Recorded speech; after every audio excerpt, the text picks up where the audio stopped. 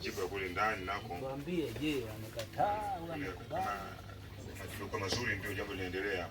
Lakini naamini iko wapi Sheikh? Wewe. Shabe tupeje. Amekubali. Ala. Takbir. Allah. Kuna watu wao wanasema kwa nini mkamuulize? Si mkifunga tu mpaka mmekuja hapa washakubaliana. Kuna wakati unakataaga Sheikh. Kwa hiyo kile kuchukua ithibati kule ni muhimu sana, kuchukua ithibati ya mwisho. Yaani licha hata ya kukubali yule, mambo yanaweza kuwa magumu. Siku moja kuna mtu mmoja alikuwa anaitwa Shabani Masudi. Kuna mama moja, jamaa moja anaitwa Juma, muumini wako wewe hapo. Ndoa yake ya kwanza, binti alikuja kufanya kazi. Mama alipokuja akaona binti ni mzuri sana, alikuwa kuolewa na mwanae. Angalia mambo ya harusi, kule hawana habari. Yule mzee kanichukua mimi ndio shahidi sasa. Sio mle ndani anamuuliza hili, wewe na wazazi hili, wako hapa hawapo. Wana habari? Sema hawana habari. Sasa sema sana leo, yeye bibi ifanyaje? Iangalie upya. Mzee akatoka nje akatangaza tunakula wali, mambo yakikaa vizuri atakuja kufanyaje? Kufungisha ndoa. Kwa hiyo inshallah ithibati kule huwa ni muhimu sana. Kwa hiyo inshallah Sheikh wetu na tuendelee jambo la ufungishaji wa ndoa sasa inshallah. Karibu. Wali sogea hapa, mzazi wa binti asogea hapa mbele.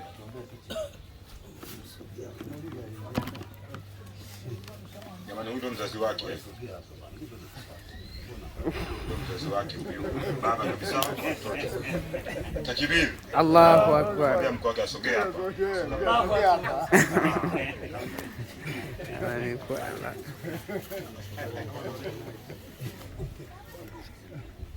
Maandalizi tu lakini bado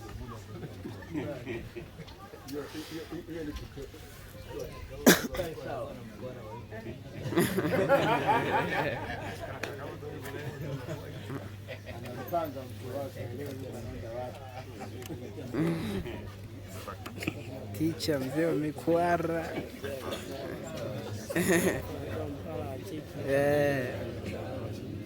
الرحمن الرحيم مالك يوم الدين إياك نعبد وإياك نستعين اهدنا الصراط المستقيم صراط الذين أنعمت عليهم غير المغضوب عليهم ولا الضالين.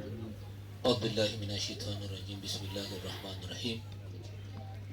بسم الله نحمده ونستعينه ونستغفره ونعوذ بالله من شرور أنفسنا ومن سيئات أعمالنا. من يهدي له فلا مضل له ومن يضلل فلا هادي له. وأشهد أن لا إله إلا الله وحده لا شريك له.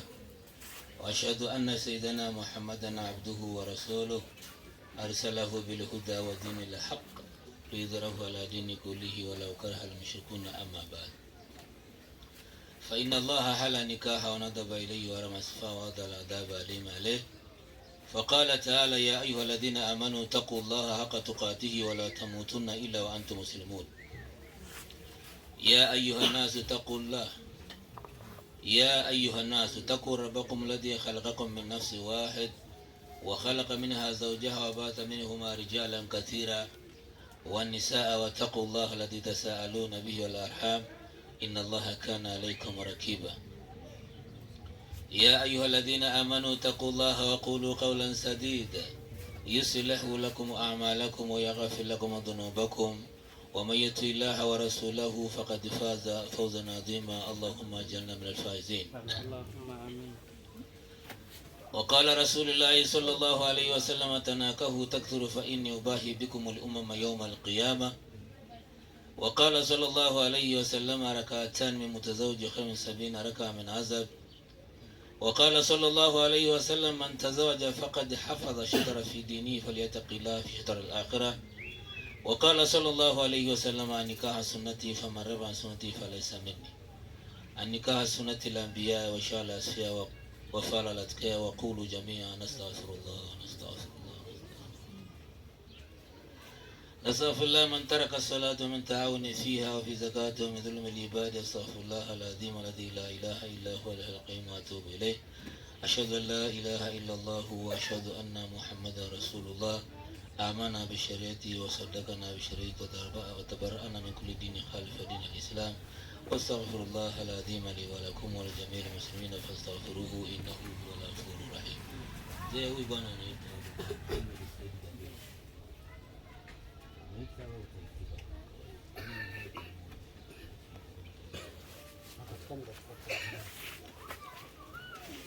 kamwambia bwana kuoza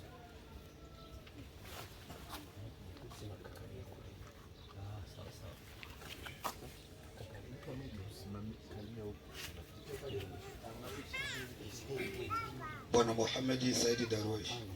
naam. Labbaika. Ninakuoza binti yangu Hobe binti Juma kwa ridha yake mwenyewe na kwa idhini ya mimi wali wake. Je, umekubali? Sema ndio nimekubali. Kumwoa Hobe binti Juma kwa ridha yake mwenyewe kwa idhini ya wali wake na kwa idhini ya wali wake kwa mahali tuliokubaliana. Bwana Said Darwish. Labbaika. Ndio nimekuoza binti yangu Hobe binti Juma kwa ridha yake mwenyewe kwa idhini ya mimi wali wake kwa mahali mliokubaliana. Je, umekubali? Ndiyo nimekubali kumwoa Hobe binti Juma kwa ridha yake mwenyewe kwa idhini ya wali wake kwa mahali tuliokubaliana, kama alivyoamrisha Mwenyezi Mungu pia kwa mtume wetu Muhammad sallallahu alaihi wasallam. Tuane kwa wema na tuishi kwa wema. Ikipatikana bahati mbaya tuachane kwa wema.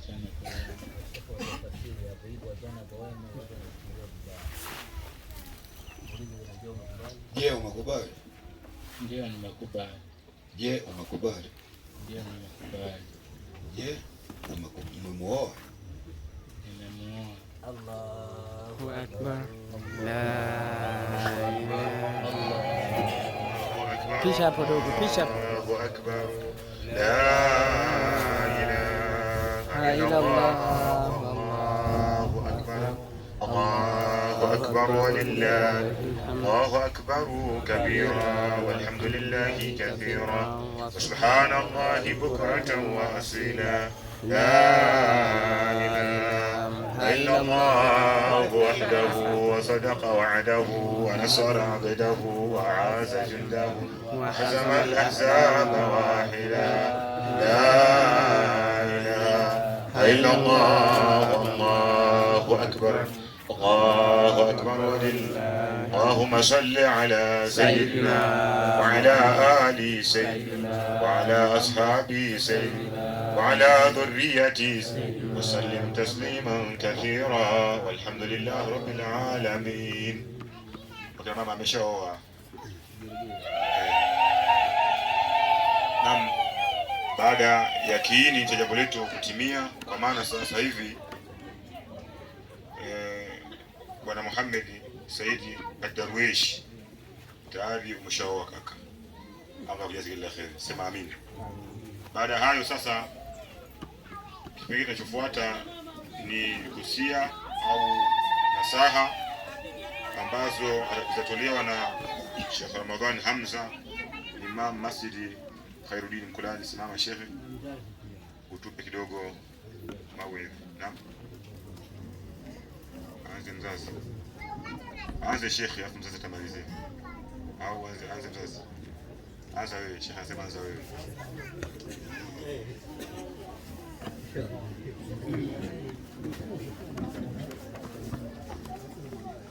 Assalamu alaikum wa rahmatullahi wa barakatuh. Wa alaikum assalam wa rahmatullahi wa barakatuh. Alhamdulillah wassalatu wassalamu ala rasulillah wa ala alihi wa ashabihi wa man wala, amma ba'd. Awali ya yote hatuna budi ya kumshukuru Allah subhanahu wa ta'ala aliyetuwezesha kuweza kudiriki katika siku ya leo na tukafika katika tukio hili kubwa, tukio ambalo linampendeza Allah subhanahu wa ta'ala, pamoja na mtume wake Muhammad sallallahu alaihi wasallam, na kustaka zenda za rehma kumwendea kiongozi wa umma na si mwingine mtume wetu Muhammad sallallahu alaihi wasallam. Mimi nimesimama hapa, nimepewa kwa cheo cha nani, cha imamu imamu mkulani, lakini hivyo hivyo na cheo cha uzazi hapa. Anayeoa ni mtoto wangu, lingana kimo. Sasa sababu ni urefu tu, umepata baba yake bona vyao viwili inshallah.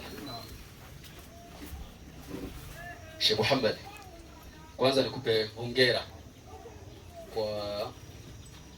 kwa nia yako uliotia ya kuweza kufikia jambo hili kubwa la kufunga ndoa.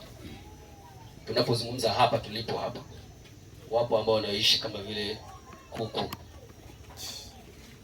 wapo wanaoishi kama jinsi mbwa wanavyoishi. Sisi tuna vizuri mshe,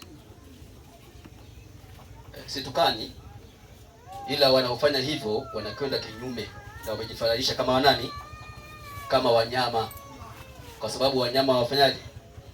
Hawaoi. Au nani ashawahi kuhudhuria ndoa ya mbwa au ya mbuzi? Kwa hiyo kusema haya, ninataka kwamba wewe ambaye hujaoa basi ujirekebishe na hilo likuumize. Kwa nini nimefanya jambo kinyume na nini, na utaratibu? Allah subhanahu wa ta'ala katupa uongofu kupitia manabii wake takriban 1,124,000. Wote waliokuja hakuna ambaye akufanyaje, hakuoa, isipokuwa baadhi ya manabii, lakini manabii wote walifanyaje? Walioa, ndoa ilifungwa. Kwa hiyo jambo la kwanza kwa wale ambao hawajaoa, tukutakeni sasa muondoke katika hali ambayo mlionayo, katika formula ambayo isiyofaa, ili ondokane na formula ambayo wanaoishi kama wanyama, wanaishi kama wadudu, na wewe usi katika system hiyo. Na saha zangu kwa bwana harusi, kutokana na muda mimi naona hapa kuna baada ya hapa kuna shughuli nyingine inayofuata.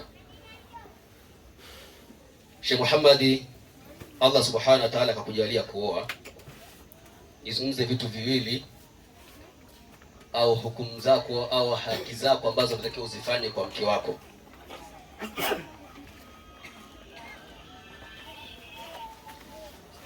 Anasema Mtume Muhammad sallallahu alayhi wasallam, ya ma'ashara shabab man istata'a minkum alba'ata falyatazawwaj.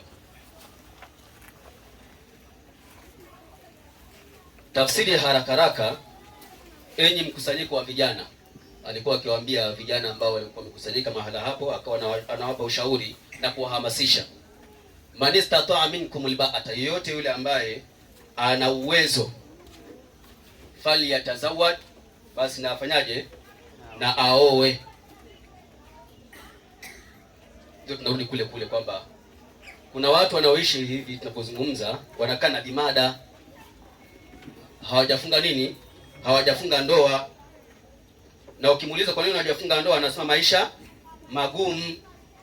Sasa swali linakuja, yani wewe unaonaje maisha kuwa magumu kufunga ndoa, na ile hali huyo mwanamke unaishi naye nyumbani kwako na unamuemelea kila kitu, inakuwaje ngumu? Sasa utaona tu ni mchezo ambao wanaofanya ambao sio stahiki. Sasa Mtume Muhammad sallallahu alayhi wasallama, tukija katika neno albia au albaa, makusudio ya uwezo ni uwezo gani? Ni neno ambalo limekusanya vitu vingi. Kwa hiyo tunaposema uwezo, awalan quwwatul jamaa, uwe na uwezo wa kufanya tendo la nini, la ndoa. Sisi tunavyozoea kamua kweli kweli. Mtume Muhammad akatufundisha. Mtume Muhammad akatufundisha jamani.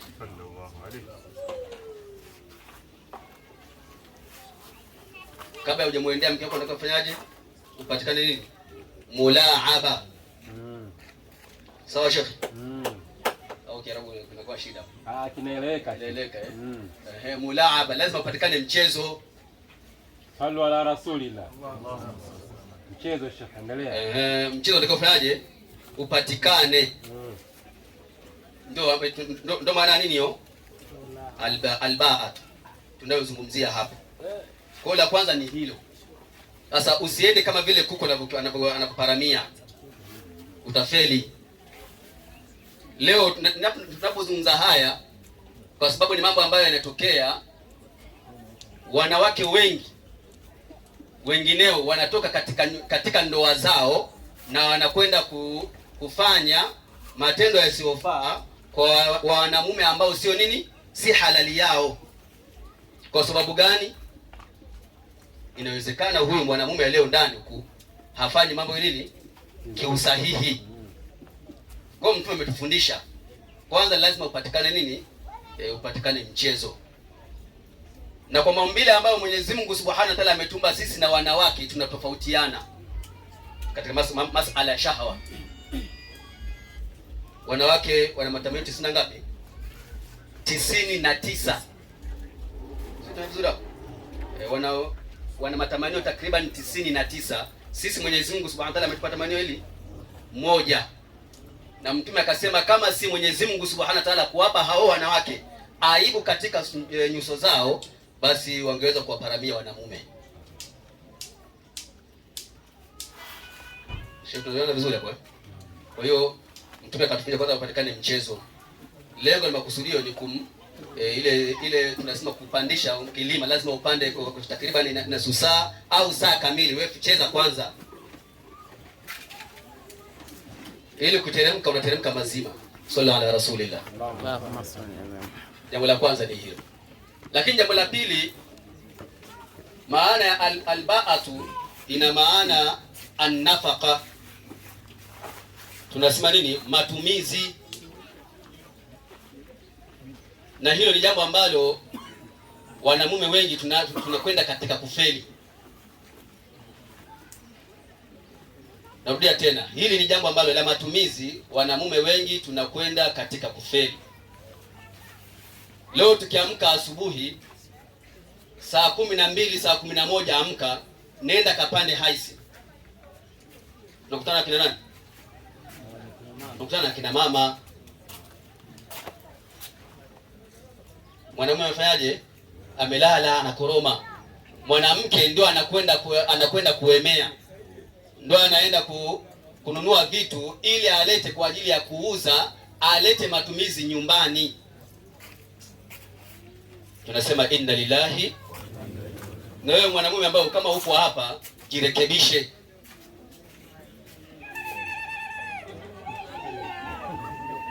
Lazima wafurahi, si haki zao. Acha wafurahi kwa sababu mmebebesha mizigo ambayo sio ya kwao.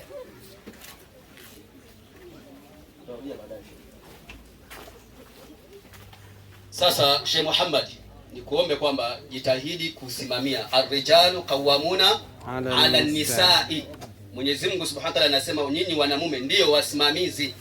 Kwa hiyo majukumu yote ambayo aliyokuwa nayo, kwa ufupi, kwa majukumu yote ambayo alikuwa nayo baba au kama alikuwa nayo babu, wakati akiwa nyumbani hapa alikuwa anaemelewa. Alikuwa akiugua, babu ama baba anampeleka wapi?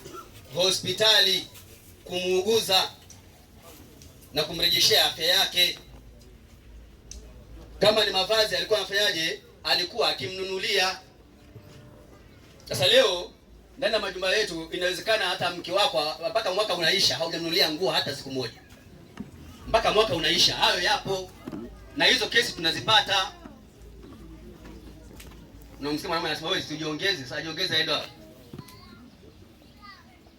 Yaani tunaposema Mtume Muhammad sallallahu alaihi wasallam aliposema kwamba hiyo albaatu maana ya uwezo inakusanya vitu vyote ambayo alivyokuwa anavifanya mzazi, wewe baba ambaye alikuwa akivifanya huko, wewe mwanamume ambaye umeoa sasa, majukumu hayo unayabeba wewe. Akiugua ni wewe. Uone namna gani kuweza kumtibisha. nguo zimeisha, na usisubiri mpaka nguo zilishe tu. Mpendezeshe mke wako. Ukimpendezesha mke wako hata kama utakuwa umeenda kazini kwako huko, unaporudi zile nguo ukute umefanya amezivaa. Ingawa kina mama wengi hawafanya hivyo. Wanapendeza kama kwenye sherehe kama hizi ndio wanafanyaje, wanapendeza. Wakiwa nyumbani kule hawapendezi. Hauoni shedo, hauoni wanja, wala hauoni rangi yoyote ambayo kajipaka. Yeye yuko na dira lake tu. Asubuhi mpaka jioni. Sasa nikuombe kwamba jitahidi kumwemelea mke wako kuna kosa zima la mavazi. Lakini pia nafaka, kwa maana matumizi nyumbani ulete. Lakini pia tuzungumze kitu cha mwisho upande wa wanamume, ili swala la kufua hili.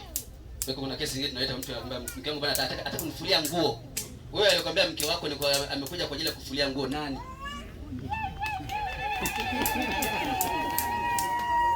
Tulizungumze aliyekwambia kwamba yani wewe yani umemwoa mke wako ili aje awe kuwa ni mtumwa kwako. Nani alikwambia maneno hayo? Shehe, nguo unatakiwa ufue mwenyewe. Hata ikifika mzee mke wako mfulie. Sio hivyo? Sahihi maneno.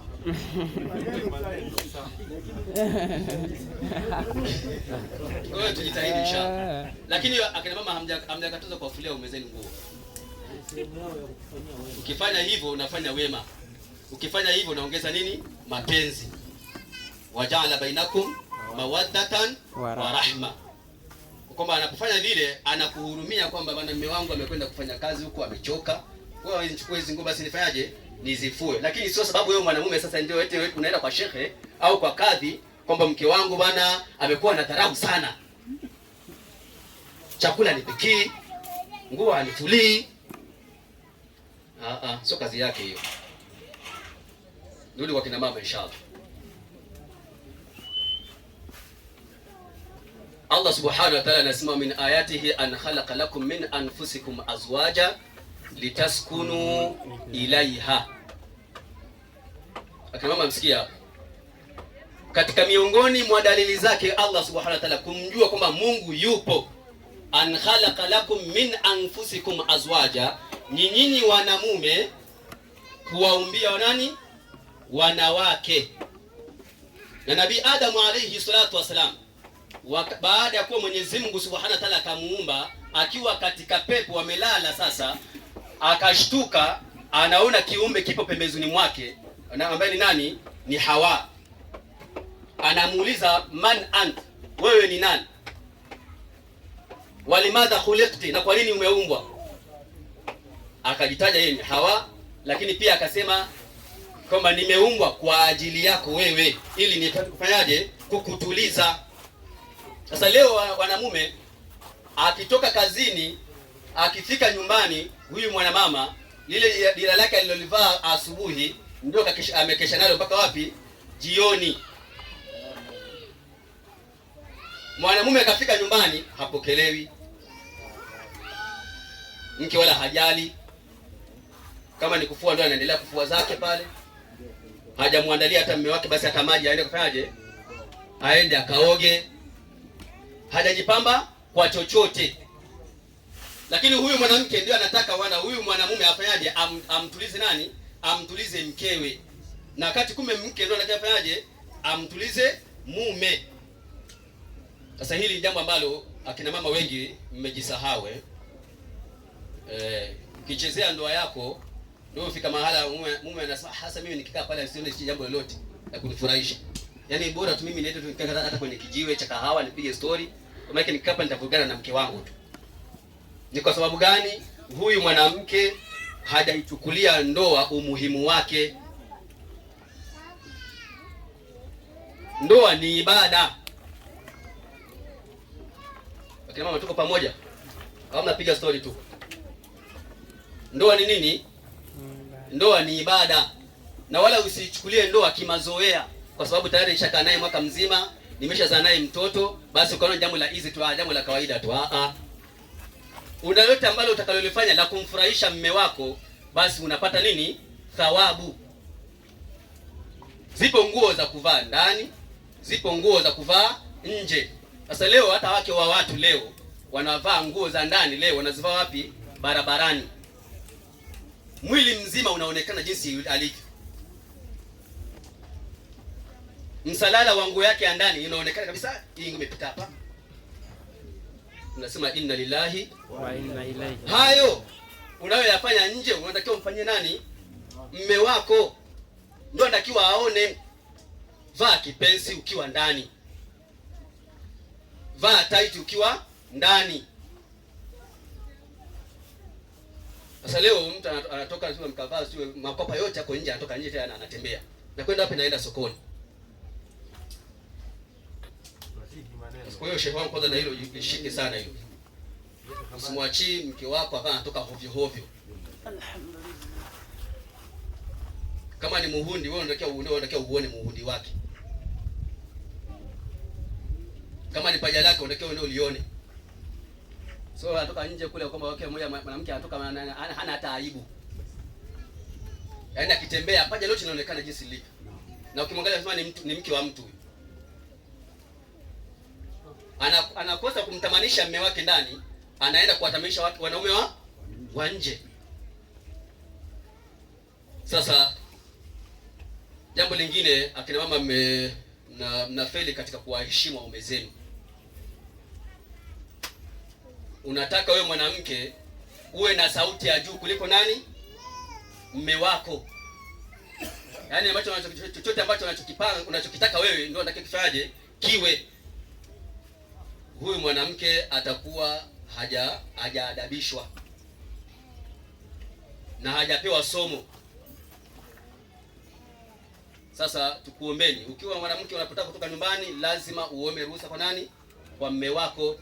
Lakini leo mwanamke anatoka bila ruhusa. Akimwambia mume wake, mume wangu, kesho mimi nitakwenda kwa shangazi. Hiyo ni ruhusa ama taarifa? Akina mama tuko pamoja? Sasa mjirekebishe katika hilo. Katika moja ambao vitu ambavyo mnafeli ni kuto kuwaomba ruhusa waume zenu. Katika moja ambavyo vitu ambavyo mnavyofeli nyinyi ni kuto kuwaheshimu waume zenu. Sasa nisirefushi mambo mengi, kikubwa jitahidini kuzitunza ndoa zenu kadiri Allah subhanahu wa ta'ala atakavyokujalia, lakini msiachi kumtanguliza Mwenyezi Mungu subhanahu wa ta'ala mbele. Sheikh amezungumza katika hotuba yake, ya ayyuhalladhina amanu taqullaha wa qulu qawlan sadida yuslih lakum a'malakum wa yaghfir lakum dhunubakum. Mwenyezi Mungu subhanahu wa ta'ala anataka kwanza kumcha yeye Allah subhanahu wa ta'ala. Sasa leo nyumbani mke haswali wala mume afanyaje? Mume haswali, ambao ni msiba mkubwa ambao tulionao katika umma wa Kiislamu. Misikiti ipo, ukienda msikitini unawakuta watu wawili au watoto unaokuta kwa msikitini, baba na mama wako nyumbani. Sasa hata kizazi ambacho tutakachokipata kitakuwa hakina athari, kwa sababu hawa ambao ndio vioo kwa watoto, hawa watoto wenyewe hawapati sehemu ambapo wataweza kufanyaje kuigiza. Sasa tukuombeni ambao mmeingia katika ndoa, jitahidini kutekeleza hizo lazima la ibada. Lakini Mwenyezi Mungu akasema waqulu qawlan sadida, muwe wa kweli. Wanamume wengi mmezidi kuwa waongo, lakini pia hata wanawake nao wamekuwa waongo. Wanawake kwenda kwa shangazi na kwa shangazi haendi, kumbe kuna kimada kipo sehemu fulani hapo. Na huyu mwingine anaaga anakwenda kazini na kumbe kazini haendi, kumbe kuna mahala anakwenda kama ni guest anakwenda huko. Sasa wote mnakuwa nini? Mnafanyana khiana. Sasa mnapofanyana khiana, Allah subhanahu wa ta'ala anaondoka, shetani anaingia. Na kazi ya shetani hataki jambo kama hili liweze kuwa lenye kudumu. Kwa hiyo nikutakeni kumcha Mwenyezi Mungu subhanahu wa ta'ala, lakini pia kusubiriana, kuvumiliana. Sheikh Muhammad, tunaelewana vizuri? Hawa kina mama hawa akili zao hazijakamilika. So mimi jamani, ni Mtume Muhammad anasema akili zenu ziko nusu. Na maana hata uenda ukamwona mtu mzima kabisa akina kafanya jambo la kitoto tu. Kwa hiyo ukichukulia nani sana unaweza kufanyaje? Meza mkaachana. Sasa hatufurahi sisi jambo kufanyaje? Mkaweza kuachana. Sasa ili msiachane, mvumiliane. Yaani wewe mheshimu mwenzako na yeye pia afanyaje? Akuheshimu. Atakapokukosea uwe tayari, yeye awe tayari kujishusha. Lakini pia na wewe unapokosea uwe tayari kufanyaje? Shehe, unanisikia vizuri? Uwe tayari kufanyaje? Kujishusha. Kwa maana muombe msamaha mke wako, wala si vibaya kumwomba msamaha mke wako. Mke wangu bwana, nimekosea hapa, naomba unisamehe. Ili maisha yafanyaje? Yaende. Lakini pia mkewe naye kukosea awe tayari kukuomba msamaha. Mume wangu, naomba unisamehe. Shehe, tunaona vizuri hapo. Na moja katika kuongeza mahaba hayo, ukiwa umelala ukitaka kugeuka, shehe, mwambie mke wangu, naomba ruhusa bwana. Nimechoka ubavu sasa, nataka nigeuke ubavu wa pili. Tumsalie Mtume Muhammad. Ni kuongeza nini hayo? Mahaba. Umeenda kutembea, ukirudi shehe usije hivi hivi. Njoo na zawadi hata pipi. Mletee mke wako. Unamlainisha hivyo. Na wewe mwana mama, hata wewe umetoka umeenda huko mume wangu bwana, nimekuletea zawadi hapa. Mletee. Sio wewe ukachukue dawa kwa waganga. Sahihi maneno. Lakini ndoa leo sasa zinakwenda kwa nini zinatibiwa kwa uganga? Kwa kuweka madawa. Wamalize shehe, wamalize. Sasa hiyo sio tiba, huo sio uchawi. Yaani uchawi wa mwanamke, kwanza uchawi wa mwanamke unao. Yaani ukitaka mume wako asitoki ndani, anaweza asitoki usiku, yani kutwa nzima akabaki hapo ndani. Kama ule ufundi unao unaufanya kweli. Ila utafeli kama huo ufundi unao alafu kafanyaje? Ukashindwa kuutumia. Kwa sababu Mwenyezi Mungu hasemi uongo. Kwa hiyo lazima uwe fundi. Yaani kila siku wewe mwanamke lazima uboreshe mambo yako. Leo kitu kipo hivi, kesho nakibadilisha kinakuwa kipo hivi. Tumsalie Mtume Muhammad. Kwa hiyo mimi sina mengi inshallah. Hayo nilifikisha, nadhani yanatosha. Mungu Mwenyezi Mungu Subhanahu wa Ta'ala ajalie dua hii iwe yenye fanaka na baraka. Na Mwenyezi Mungu ajalie wapate kizazi kilichokuwa chema kitakachomjua Allah Subhanahu wa Ta'ala na mtume wake Muhammad sallallahu alayhi wasallam. Wa ila huna intaha. Wassalamu alaykum wa rahmatullahi wa barakatuh. Baada ya maisha mazuri ya Sheikh Rama kwa Qur'ani, mataki leo alikuwa machungu kweli. Alhamdulillah, amepiga kweli kweli. Kila mmoja amempiga hapo. Bali insan ala nafsihi basira, mpigwa kweli kweli. Tukafanyia kazi haya inshallah. Nilipata ruhusa kwa mzee hapa, kuna mambo mawili niyaseme hapa afu tumalizie jambo letu. Hapo msikitini kwetu tulikubaliana kila tukikutana sehemu watu wawili watatu sasa tuzungumzie jambo la msikiti. Kama mnavyofahamu sasa hivi Nyegezi na shida kubwa ya maji. Ndio hivyo ndugu zangu. Sasa hapo msikiti kwetu alhamdulillah tumepata kisima kimechimbwa kina mita 100. Kuna bwana mmoja ndio mzee Sherali, Allah amjaze kheri. Namtaja kwa kheri sio kwa ria. Katupatia kisima cha wakfu kina mita 100. Kile kisima hakina mota, hakina nini. Tumekaa kikao msikitini alhamdulillah tumekubaliana. Tumemwita mtaalamu, gharama zake 270,000. Na hivi tunavyozungumza mota imekwenda kupatikana.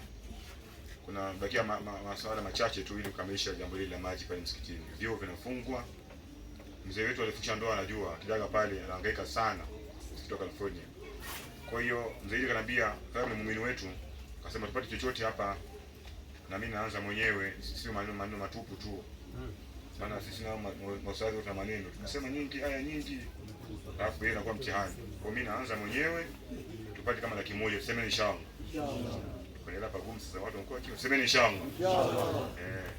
Hakuna haja kusema kama anga sio anaona paka mfukoni, anaona kweli inshallah. Wewe toa tu. Kama umetunzwa hapa imamu nawe toa, utotunzwa.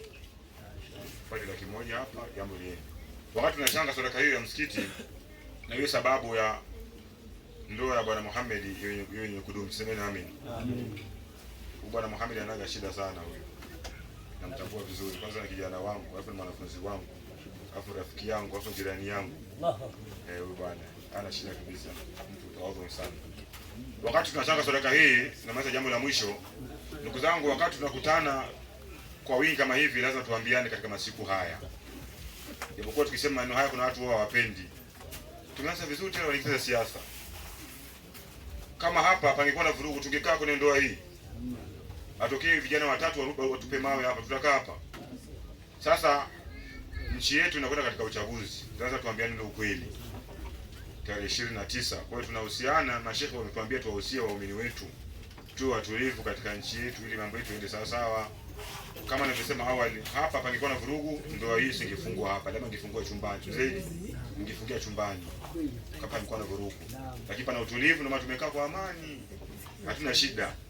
Sasa amani ikitoweka, barabarani watu hawatopita, msikitini hatutaenda, madrasa watoto hawatoenda, hospitali hatutaenda, hata hizo ATM zenyewe hatutaenda kutoa hela. Kwa tunakuombeni ndugu zangu tu watulivu. Tanzania ina katika uchaguzi mkuu, kila mmoja ana chama chake, kachagua unayemtaka mwenyewe katika fikira yako, katika akili yako, lakini baada ya hapo usianzishe vurugu. Kwa kumalizia, hasa sisi Waislamu, vijana wa Kiislamu, ukifanya vurugu unapata laana mbele ya Allah Subhanahu wa Ta'ala. Utasababisha watu wasisali sala za jamaa, utasababisha watu wasisome Qur'ani, utasababisha wagonjwa wasitibiwe, shughuli zitafungwa. Kwa itakuwa sababu ya wewe kuulizwa na Allah Subhanahu wa Ta'ala, kwa nini msikiti hawakutoa adhana muda wa mwezi mzima? Tuliambiwa kule Burundi wakati fulani watu wanakwenda kuzika, tena wanalindwa na bunduki. Subhanallah. Ya wanaenda kuzika na wao wanalindwa tena ili wasirudi maiti. Kwa hiyo sisi tujitahidi kuwa watulivu ndugu zangu. Semeni inshallah. Wakina mama mnaambiwa Yesu sadaka zenu. Haya maneno yote ni kwa ajili ili mlete fedha. Kwa hiyo tu watulivu katika nchi yetu. Sheikh Darwish pale tukamkosa barabarani, pakuwa na vurugu. Wakati ni mtu ambaye amsaidia kidogo kutoka sehemu moja kwenda sehemu nyingine. Sasa pakuwa na vurugu tumpata Sheikh Rama, hawezi kupata Sheikh Darwish. Chumba chake atakifungia ndani, hata kwa chumbani. Kwa hiyo tu watulivu ili tupate kufanya mambo yetu kwa uhuru katika nchi yetu hii. Muombe Allah Subhanahu wa Ta'ala ndoa hii ibariki, iwe ndoa ya baraka na kubwa zaidi Mwenyezi Mungu amkinge na mabalaa. Kuna mmoja Sherambo alisema kulisema katika ndoa kuna watu huwa wanachokochoko. Wachawi shekhi. Watu tuseme ukweli, wachawi. Huwa kuna wanaingilia ndoa za watu, washirikina. Kwa mujibu wa dua hizi hapa na mawaidha haya, Allah Subhanahu wa Ta'ala awafifize watu ambao wanataka kuharibu ndoa ya Bwana Muhammad. Mungu awaidikishe, awaibishe, awafukuze mbali. Wabillahi tawfiq. Wassalamu alaykum wa rahmatullahi wa barakatuh. Tumalize kwa dua ya mwisho, basi jambo letu tumelifunga hivyo, na baada hapo nimeambiwa tunaondoka au kuna chochote? Chochote mzee leo tunaondoka. Kuna ubwabwa. Basi Sheikh Ali Magumba tuombe dua ya mwisho alafu tufunge jambo letu inshallah. الفاتحة. بسم الله الرحمن الرحيم. الحمد لله رب العالمين الرحمن الرحيم مالك يوم الدين إياك نعبد وإياك نستعين اهدنا الصراط المستقيم صراط الذين أنعمت عليهم غير المغضوب عليهم ولا الضالين آمين. الحمد لله رب العالمين والصلاة والسلام على رسول الله سيدي صلى الله عليه wasallam. Ya Allah jalla jalal, tunakuomba utubarikie ndoa hii na ubarikie wengine wote katika ndoa zao na familia zao. Jalia waende wakapate kizazi kilicho chema. Jalia wabariki riziki za halali na utubarikie sote kwa pamoja. Allahumma atina fid dunya hasana wa fil akhirati hasana wa qina adhaban nar. Wa sallallahu ala sayyidina Muhammad sallallahu alaihi wasallam. Alhamdulillah. Haya, mzaidi maelekezo sasa. Ya kwenye maiki ya kusikia.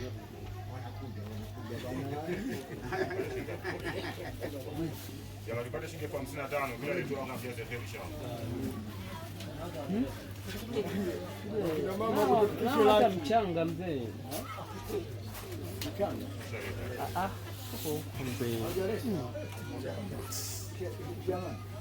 Mama wajeleta ndio walikuwa wa kwanza kupokea Uislamu. Wanakuja wa Mungu. Wajeleta.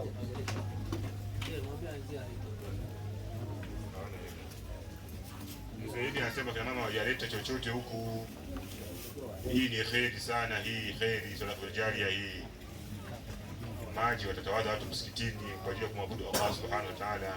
Basi mwenye 150 aletwe kina mama huko.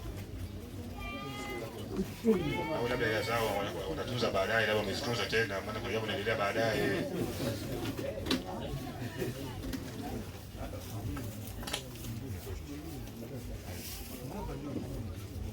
Sheka akamzika kualisha.